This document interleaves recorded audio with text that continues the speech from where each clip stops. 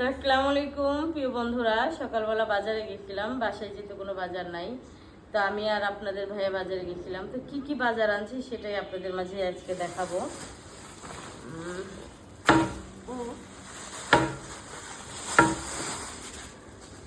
এখানে কি কি বাজার নিয়ে আসছি, মূলত আগে হলো ইলিশ মাছ নিয়ে আসছি। ইলিশ মাছটা আমার খুব জরুরি ছিল, যেহেতু বাসায় গেস্ট আসবে।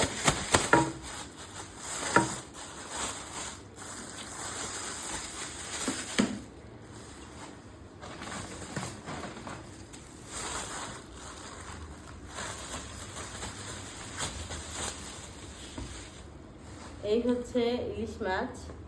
ইলিশ মাছগুলো একটু বড়ই আছে, জানি না ক্যামেরাতে কতটুকু দেখা যাচ্ছে, তবে মনে হচ্ছে বড়ই আছে, বড়ই দেখা যাচ্ছে।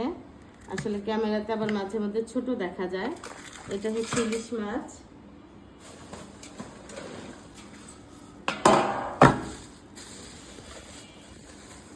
তারপরে যেটা আনছি, কোরবানির মাংস শেষ, এখন হচ্ছে এই যে এখানে 5 কেজি গরু মাংস নিয়ে আসা হয়েছে।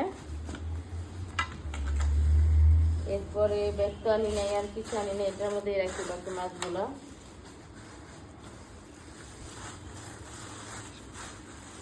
আর এখানে হচ্ছে 5 কেজি ইলিশ মাছ,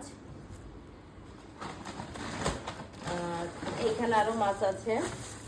আমার খুব পছন্দের একটা মাছ নিয়ে আসছি, আমাদের পাবনার ভাষায় বলে ঘাউরা মাছ। এখন অন্যান্য দেশে কি বলে জানি না, আমাদের পাবনার ভাষায় এই মাছটাকে বলে ঘাউরা মাছ। আপনারা কি মাছ, আপনাদের এলাকায় কি মাছ বলে একটু কমেন্ট করে জানাবেন।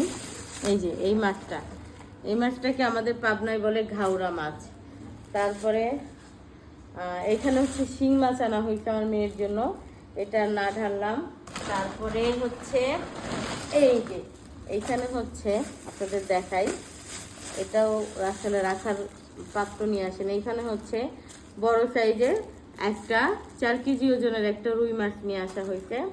এই যে পিসগুলা দেখেন, পিসগুলা বড় বড়, 4 কেজি ওজনের একটা রুই মাছ আনা হয়েছে। এই হচ্ছে বাজার। আরও কিছু বাজার বাকি আছে, তবে আপনাদের ভাইয়া বাজারে গেলে একটু কেমন জানি করে যে তাড়াতাড়ি চলো। আর আজকে এত পরিমাণ গরম পড়ছিল যেটা বলার বাইরে। তারপরে 2টা পাকা পেঁপে নিয়ে আসা হয়েছে। আর আমি যেহেতু সরিষার তেল খাই, এই হচ্ছে 5 কেজি সরিষার তেল নিয়ে আসা হয়েছে। এই হচ্ছে আজকে আমাদের এই শুক্রবারের বাজার।